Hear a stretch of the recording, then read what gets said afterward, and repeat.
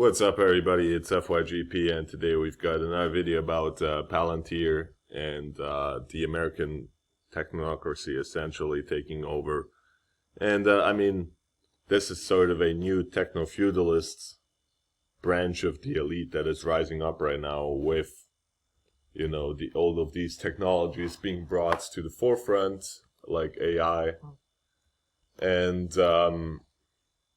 just being there, they have been there for like a decade at least, and they have been developing these technologies for a decade. And right now, and of course, they were funded by the CIA. I mean, Palantir is the best example of that.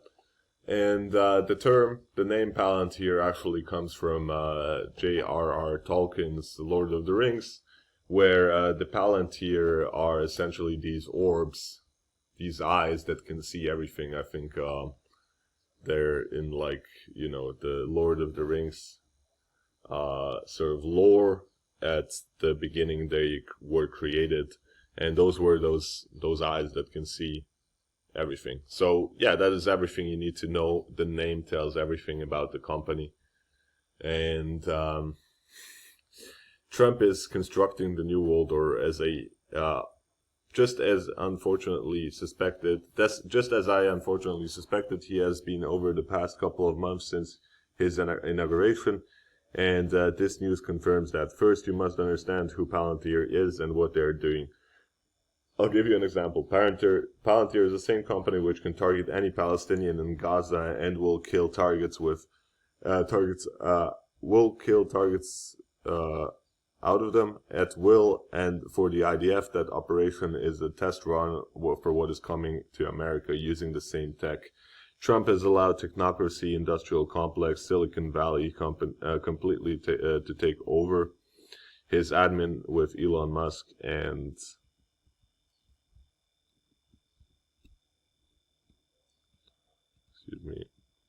Peter Thiel,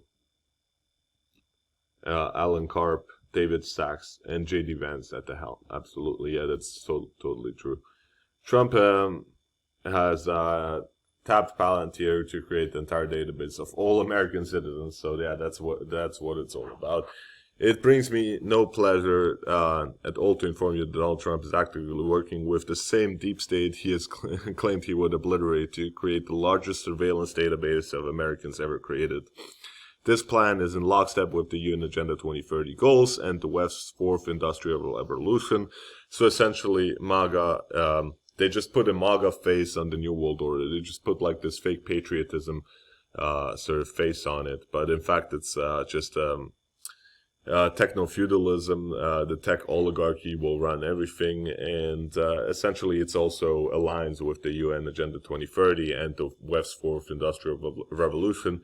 If you read the books written by Klaus Schwab and Yuval Noah Harari, and the sort of vision for the future they describe in the books, it's also a mass surveillance grid. It's a databases. It's a cashless society. It's social credit scores. It's implants.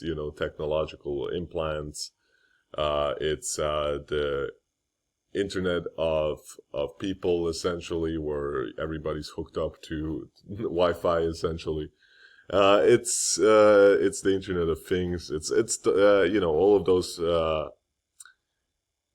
sort of cyberpunk, for lack of a better term, things combined.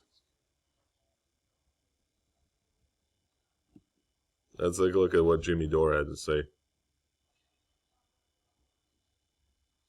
Don't sit there and tell me that it's still better than Kamala, because she was never going to win anyhow. Trump was selected for this time to fulfill this plan, and there is no Democrat that could have pulled this off without much resistance. It is time to face the facts. Both parties are just as bad, the Republicans and Democrats. It's just different faces, disguises, and personalities which are put in place by the same masters to fool us into thinking we have a choice. We don't. Let's take a look at what Derek Bruce had to say. Bros. creation of Palantir really comes from the alleged end of the controversial U.S. government surveillance program known as Total Information Awareness. And I want to say, just as an aside, I'm so glad that a platform as big as yours and Patriot Voice, I don't really follow him, but others are ready to have this conversation about Palantir and Peter Thiel, because my colleagues, Whitney Webb, Ryan Christian at the Last American Vagabond, James Corbett, who you've talked to, and a few others I could name, have been really trying to sound the alarm bells about this since before the election, and telling people this was probably where things were going, because we could see, the ties with Palantir and Peter Thiel and JD Vance, et cetera. And as you said, they come straight from the intelligence background, come straight from CIA. And then not only that, just last year, we saw that Palantir, along with Musk's companies and OpenAI, Anduril, and others, they actually formed a new pact where they're essentially trying to make themselves be the new, fresh, hip, young military industrial complex contractors. Like, they're seeking to replace Boeing, Northrop Grumman, and others, yes. Raytheon, and kind of make themselves the next generation of that. So for me, shouldn't be too surprising. I get that a lot of people did put hope and faith, and Trump would be better than the other side. But I also think your analysis and what you and Kurt were saying at the end of the last segment is 100% true. And what Patriot Voice was saying there is no political solution. Both of these parties are owned and managed by these people. And I also think it's important for people to understand this isn't just a private surveillance firm, which is problematic on its own, but both Alex Karp and Peter Thiel are steering committee members of the Bilderberg Group, which is getting ready to... Yeah, exactly. That's something I forgot to point out. So Alex Karp and Peter Thiel are both steering members of the Bilderberg Group, steering committee members. Next week in Switzerland. And for those who don't know or haven't heard of the Bilderberg Group over the years, they have been one of the most secretive kind of roundtable groups representing the true hidden ruling class. I wouldn't say they are the ruling class, but this is a private, secretive meeting of heads of state, big executives, media people, bankers, finance, et cetera, that's been meeting since the 1950s. And they meet every May or June, largely in secret. It's only the last decade or so that they put up a website, and occasionally The Guardian, Charlie Skelton will report on it. But for the most part, the mainstream still ignores it. So you have this secretive group with Peter Thiel and Alex Karp, who have been attendees for a long time, but have become steering committee members, along with people like Eric Schmidt, who's the former CEO of Google, and other folks, other deep state actors who are the steering committee member of that group. They found all these companies, including Palantir, through Peter Thiel's foundations, the Thiel Fellowship, and so many other organizations. He's got his tentacles everywhere. And I've written some articles over at the Last American Vagabond showing how many Peter Thiel acolytes are a part of DOGE and have been a part of the Trump administration starting right away in January. And it's at least, I would say, 15 to 20 or more people in very important positions that have a connection to Palantir directly or to Peter Thiel and Alex Karp in one of their many different affiliated organizations.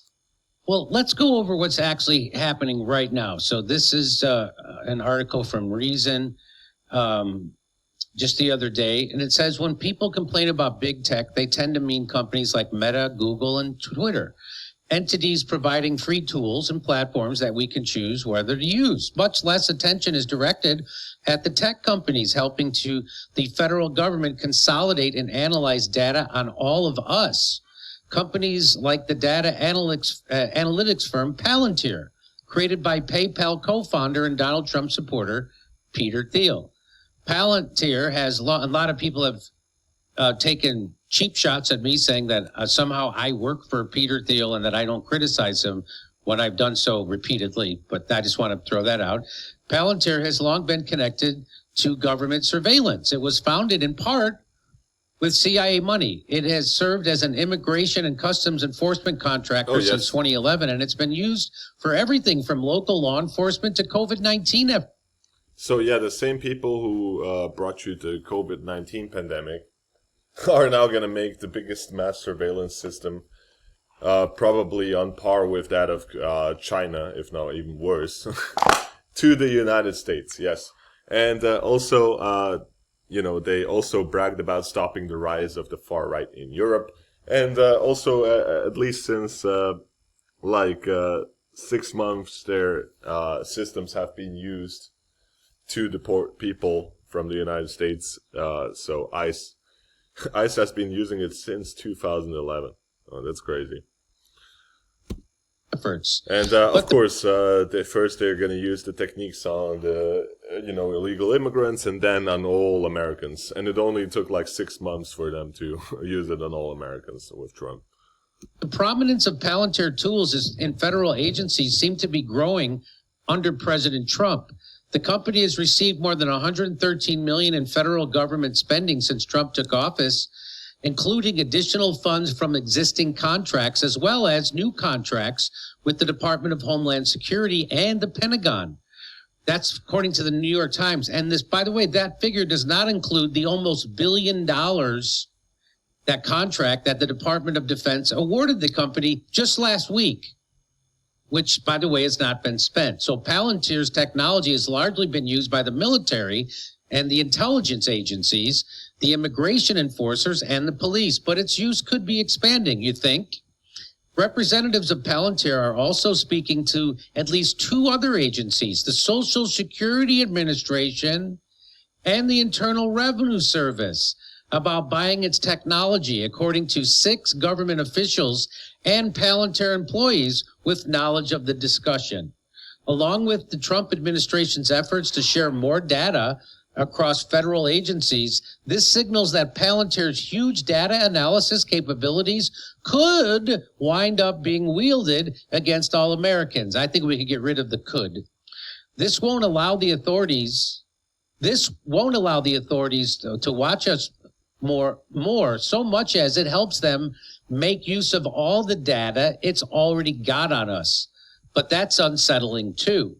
The ultimate concern is a panopticon of a single federal database with everything the government knows about every single person in the country.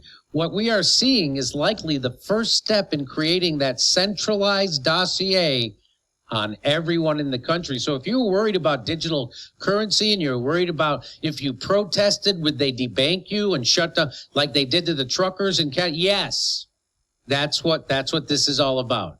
Washington already has a ton of data on all of us, but it's often separated across systems and agencies. By linking it all together, the government could create much more detailed profiles on all of us. More efficient, probably, but also more dangerous. Right now, Trump administration is using Palantir tools for immigration enforcement. Those tools could easily be applied to other administration targets, including immigration protesters, pro-Palestinian protesters, and so on. Anybody who protested anything, a pipeline through your neighborhood, anything, they're going to use it against you and they'll call you a terrorist.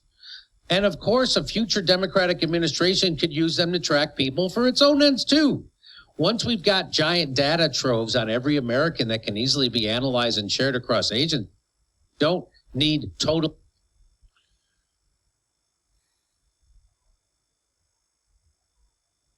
Of course, that is a Peter Thiel project through Palantir, but it's also partnered with Elon Musk's SpaceX that's helping do that golden data centers, which is what's going to power all of this digital technocratic surveillance state they're building, because they need a lot of power to do it. So that's another thing they're getting involved with, nuclear energy, the IRS, as we mentioned. The other one is you guys were talking about the Golden Dome before. Of course, that is a Peter Thiel project through Palantir, but it's also partnered with Elon Musk's SpaceX that's helping do that Golden Dome.